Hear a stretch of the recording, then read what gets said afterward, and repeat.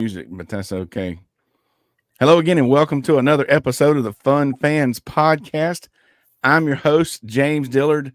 With me for the second time again because Bailey is tied up at a baseball game at Clover, South Carolina, is Coach Bill Owens and his son, Zach. How are you guys doing this evening? Good. Doing good. Yeah, we're excited. Appreciate these guys hopping on. We're going to talk about a couple of things real quick. Some important information, though, and we'll get to that real here in just a second. But first, the Fun Fans are a proud part of the Fanboys Fangirls Sports Podcasting Network. If you're a true sports fan, the Fanboys Fangirls is perfect for you. Find various nationwide podcasts and other sports media at thefanboys.com and on all forms of social media. The Fun Fans Podcast is the official podcast for Clemson fans. And we love to eat at Reuben's Food, Sports, Spirits, and Catering, the best wings around with two locations in the upstate, 1083 Batesville Road in Greer and 11028 Anderson Road in Piedmont, South Carolina. Find them at ReubensC.com.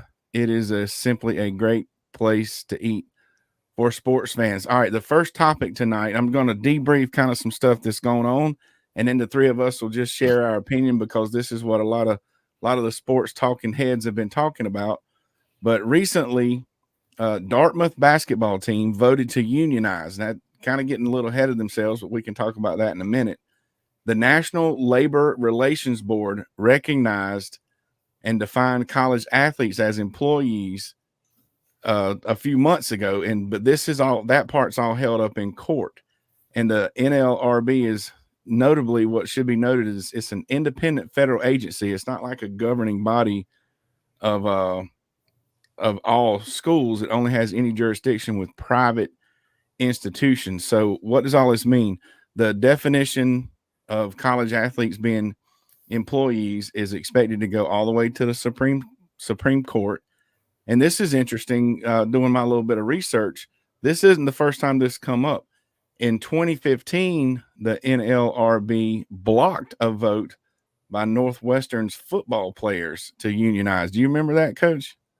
I do remember something about that, but don't remember the results. Yeah, that it wasn't a thing back then. You would have think that had been some kind of big news, and it probably was, but it was short lived because it was before NIL and all this kind of stuff. So, one thing that folks are thinking is that athletes wouldn't really be employees of the school, but maybe, if this comes to fruition, they might be employees of the conference, and that would make a little difference in stuff. And they could have contracts and all this kind of stuff. So if athletes were to be employees, and we'll get everybody's perspective, Coach, what do you think that would happen? What would be a major, let's say, is there a pro and a con, in your opinion, to college athletes being employees? Well,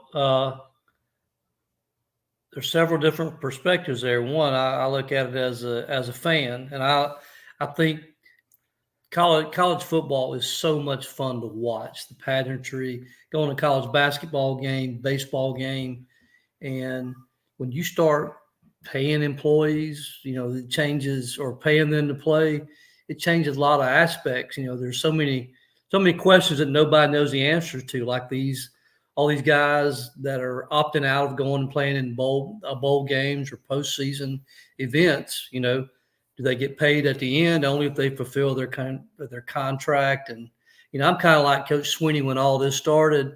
He was all for players getting paid, but let's just start a minor league the way baseball, I think, has done it right. They've got AAA, they got AA, they got single A. And if you want to get paid to play, you go there and play. I think they've opened Pandora's box, and they can't close it. Actually, that might be what we're heading to. They're talking about the SEC and the Big Ten turning into two big super conferences, and essentially that'll just be like minor league football. Yeah. But I agree with the only good thing I can to me, Zach, I want to tell all the young people, you got to be careful what you ask for. I mean, everybody minding Coach Owens' age trying to not be employees anymore, and all these youngins running around trying to be employees. It's like y'all need to calm down. But one good thing would be because supposedly what would theoretically happen is, like you said, if they're employees, they would have obligations and requirements. So all this opting out stuff would go out the window. It might slow down some of the transfer portal stuff. The kids would Right. actually sign 2 or 3 year contracts. So, that might go away. And which, supposedly I say that as a pro, but that could be a con, Mhm. for some folks. So Yeah, I just it hope might, ticket prices don't go up. It's already expensive enough to try to go to a game, buy a hot dog and a Coke, you know? yeah, that's the truth. So, and I guess the reason they want to do it is because to kind of balance out the money, try to let everybody on the team at least get a, somewhat of a salary. But I just don't Right. know. I think there are too many cons than pros. It takes away the amateur status for sure. Mhm. Uh, and it's just kind of a. I mean, how would that how would that change recruiting? If you think about recruiting specifically, can you imagine? You want to come play for me, or you want to come work for me? Well, and that's the thing. Do you set a baseline where every kid in Division 1 makes, if every player makes the same amount of money, and all those guys, people don't understand, all those guys are getting money now.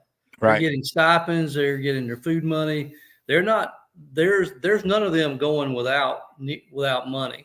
That's right. And so it's, it just they really just got to figure it out. Plus I don't know, it kind of takes the whole pageant, the whole fun of college ball out. When they're an employee, they're not playing for the true love of the game. They're playing because they make money. And Right. then, are you going to require them to go to class? Because if I'm getting paid and I'm getting paid to play, why do I need to go to class? Are they going to drop the requirements now? You got to take it, I think, at least 12 hours if you're undergrad, and 9 as a graduate, something like that. Don't know exactly. But what are they going to do with that? Because those guys are going to be making, who knows, 250,000, 500,000 a year. Yeah. More than The academic portion of it's like nobody brings that up. right. That's hardly even a thing. Yeah, and that's what I hate for the kids to lose is the opportunity to get a degree, because the knee goes out, shoulder goes out, and sports are going to end for them one day, no matter what. That's right. And they got to be left with being employable. Not everybody go to work for ESPN, right? That's right. Just some lucky folks. Is that what? Or do you have a job somewhere, Zach?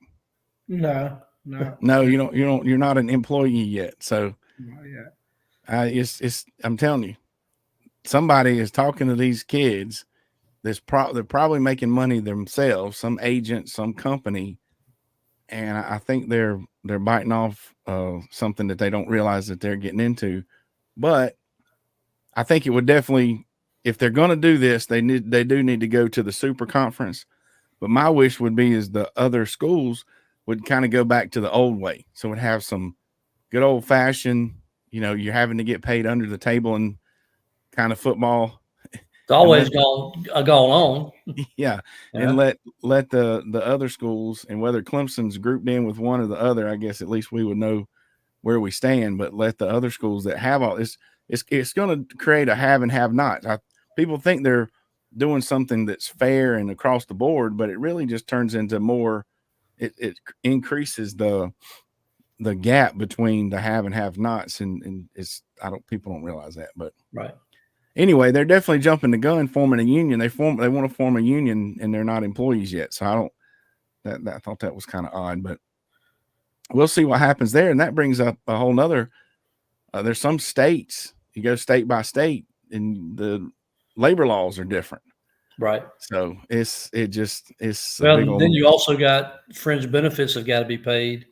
And yep. do they pay into state retirement? I'd like for all the South Carolina athletes in public schools, public universities to pay into state retirement. That'd be awesome. That There we would, go. and to pay into Social Security.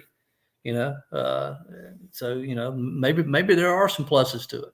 Yeah, see, it's what his youngest don't realize. As an employee, everybody wants to take your money.